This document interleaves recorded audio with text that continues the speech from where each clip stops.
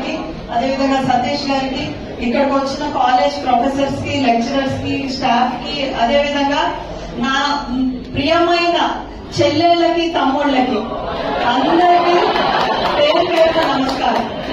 మాది ఒంగోలు అండి, అంటే ప్రకాశం జిల్లా. మీ అందరికీ ప్రకాశం జిల్లా తెలుసు కదా.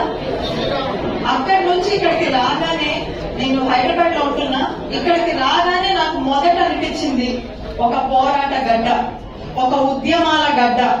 ఎంతో ఇన్స్పిరేషన్ గా అనిపించింది.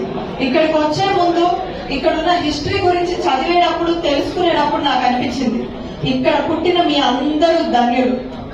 మీ అందరినీ కలవడానికి రావడం నాకు ముందు చాలా ఆనందంగా ఉంది. అదేవిధంగా మీరందరూ, నేను కూడా మీ స్టేజ్ నుంచి వచ్చాను. నేను ఒక స్టూడెంట్ ని, ఒక ఐటీ ఎంప్లాయీని. ఏంటో టీడీపీ మీటింగ్ అన్నారు, మై ఫస్ట్ ఓటు ఏపీ అన్నారు, ఓటు గురించి చెప్తానన్నారు.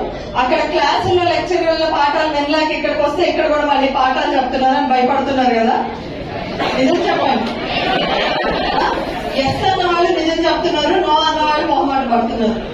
సరే, ఎనీవేస్, నేను కూడా మీ సైడ్ నుంచి ఆ సీట్ లోంచి ఇక్కడికి వచ్చాను కాబట్టి నాకు మీ బాధలు తెలుసు. అందుకే నేను ఒక చిన్న స్టోరీ చెప్తా. కథలంటే ఇంట్రెస్ట్ కదా అందరికి. సో ముందుగా ఒక కథని చెప్పుకుందాం.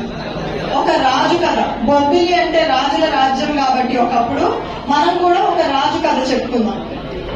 ఒక దేశంలో ఒక రాజు ఉంటారండి, అంటే మన బేబీ నైనలాగా మంచి రాజు కాదు. ఒక దేశానికి ఒక రాజు ఉన్నారు. ఆ రాజ్యంలో ఎలా పరిపాలన సాగుతుందంటే, మనం ఇప్పుడు ఒక ఇన్స్టాగ్రామ్ వాడతారా? ఒక్కసారి చేతులు ఎత్తానమ్మా. క్లాస్ లో నోట్బుక్లు ఉన్నాయంటే అర్థం, కానీ ఇన్స్టాగ్రామ్ అందరం వాడతాం కదా. అప్పుడప్పుడు ఇన్స్టాగ్రామ్, ఫేస్బుక్ ఒక 5 నిమిషాలు డౌన్ అయితే గిలగిల కొట్టుకుంటాం మనం. ఒక సోషల్ మీడియా ప్లాట్ఫామ్ అది. అలాంటిది ఆ దేశంలో ఇంటర్నెట్ అందరికీ చేరువలో ఉండదు. కంప్యూటర్లు, ల్యాప్టాప్లు అంటే ఎక్కడో ఒకటి ఉంటది, అది కూడా గవర్నమెంట్ ఫంక్షనింగ్ కి. మనం ఏం బట్టలు వేసుకోవాలో ఆ రాజే నిర్ణయిస్తాడు.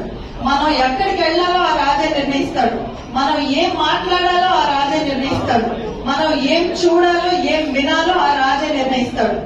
మీకు ఇంకా సింపుల్ గా చెప్పాలంటే, ఇక్కడ అబ్బాయిలు చాలా మంది ఉన్నారు.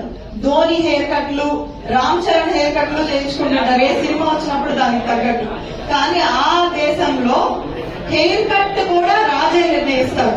ఆ దేశం ఏంటో మీ అందరికీ ఈ పాటికి అర్థమై ఉంటుంది కదా. North Korea. నార్త్ కొరియా అనే దేశంలో ఈ రోజు కూడా వాళ్ళు అక్కడ అదే పరిస్థితుల్లో బ్రతుకుతున్నారు. సో ఒక్కసారి మీరు ఎప్పుడైనా ఆ దేశం గురించి ఆలోచించారా? ఆ దేశం ఎందుకు ఇలా ఉంది అని ఒక్కసారి ఎవరైనా ఆలోచించారా? ఎందుకంటారు? అక్కడ ఓటు అనే ఒక ఆయుధం లేదు.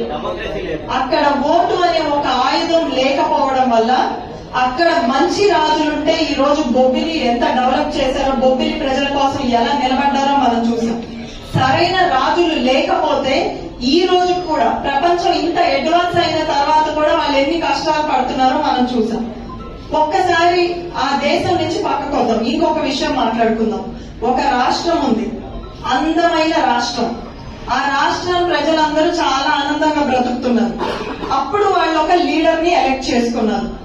ఆ లీడర్ ఇంకా మంచి చేస్తాడు అన్న నమ్మకంతో వాళ్ళందరూ ఎలక్ట్ చేసుకుంటే, తర్వాత ఆ లీడర్ వచ్చాక మనకి ఏదైనా బాధ్యత ఇస్తే ఫస్ట్ ఏం చేయాలనుకుంటాం? ఫస్ట్ ఏదైనా కట్టడం తోటి, ఒక ప్రారంభోత్సవం తోటి మొదలు పెడదాం అనుకుంటాం. కానీ ఆ లీడర్ ఏం చేశారు?